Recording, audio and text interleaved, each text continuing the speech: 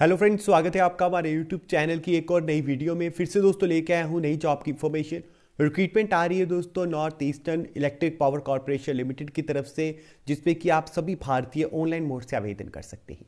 अच्छी बात यह है कि यहाँ पे फ्रेशर्स अप्लाई कर सकते हैं, बिना फीस के आवेदन करना है। सिलेक्शन आपकी बिना एग्जाम के बिना इंटरव्यू के जो है वो होने वाली है।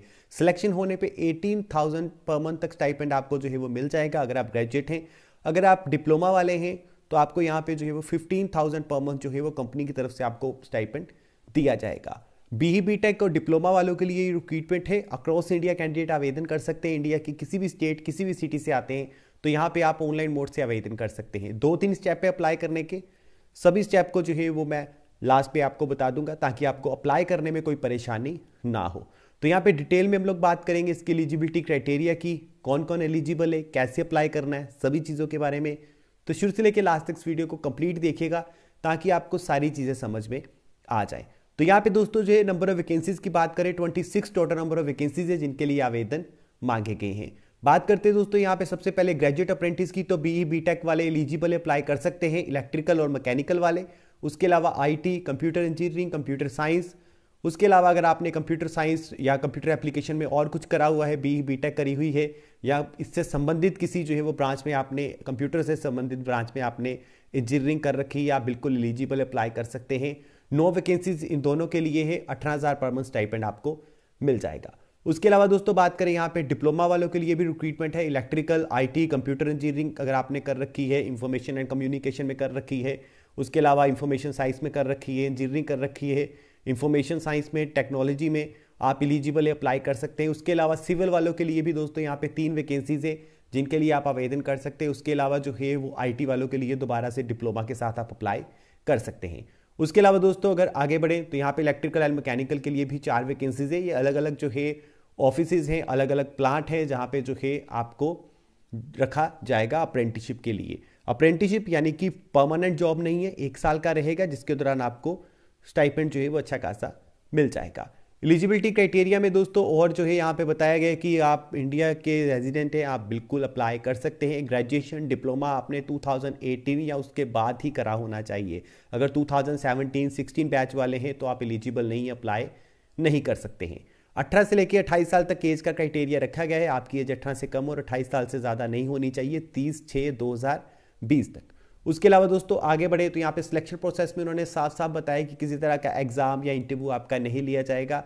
आपने अपनी डिग्री या डिप्लोमा में कितने मार्क्स जो है वो ऑब्टेन करे हैं उसी के अकॉर्डिंग जो है वो सिलेक्शन करेंगे, यानी कि मेरिट लिस्ट बनाई जाएगी। जिनके नंबर ज़्यादा होंगे उनको ऊपर और बाकियों को नीचे रखा जाएगा। और एक और चीज़ ध्यान में रखिएगा, यहाँ पे जो प्रायोरिटी मिलने वाली है वो उसी स्टेट के लोगों को मिलने वाली है जहाँ पे ये प्लांट रहने वाला है। वहाँ के लोगों को जो है वो पहले रखा जाएगा। उसके बाद अगर कुछ वैकेंसीज बचती हैं तो वो बाकी कैंडिडेट को जो है वो मिलने वाली है। बाकी नॉर्थ ईस्ट के कैंडिडेट हैं तो ज़रूर आवेदन कीजिएगा। बाकी आप दिल्ली से आते हैं, पंजाब से आते हैं तो आप बिल्कुल एलिजिबल है, अप्लाई कर सकते हैं। बाकी सिलेक्शन जो है वो ज़्यादा चांसेस जो है वो नॉर्थ ईस्ट स्टेट के ही कैंडिडेट के होने वाले हैं।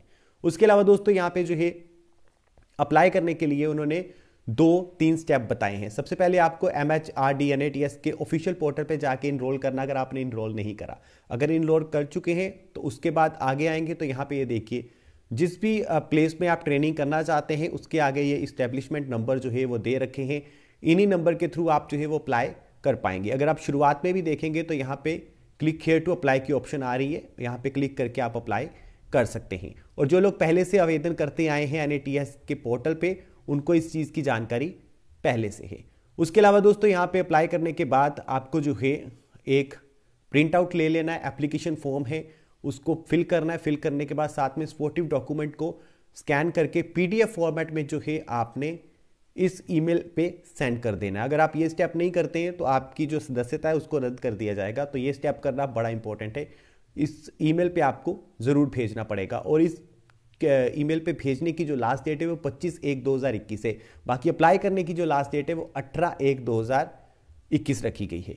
किसी भी तरह की जो है वो एप्लीकेशन फीस नहीं रखी गई है। बिना फीस के आवेदन जो है वो करना है। डॉक्यूमेंट जो जो भेजने उसकी सारी जानकारी यहाँ पे दी गई है, ज़रूर रीड करिएगा।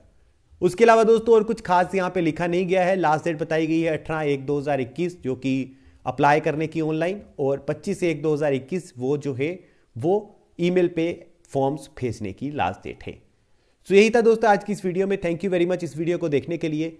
आशा करता हूँ कि आपको वीडियो पसंद आई होगी, समझ आई होगी। वीडियो से रिलेटेड क्वेश्चंस कमेंट सेक्शन में पूछिए। मिलेंगे ऐसी किसी नई जॉब अपडेट के बाद दोबारा से, तब तक आप अपना ख्याल रखिए।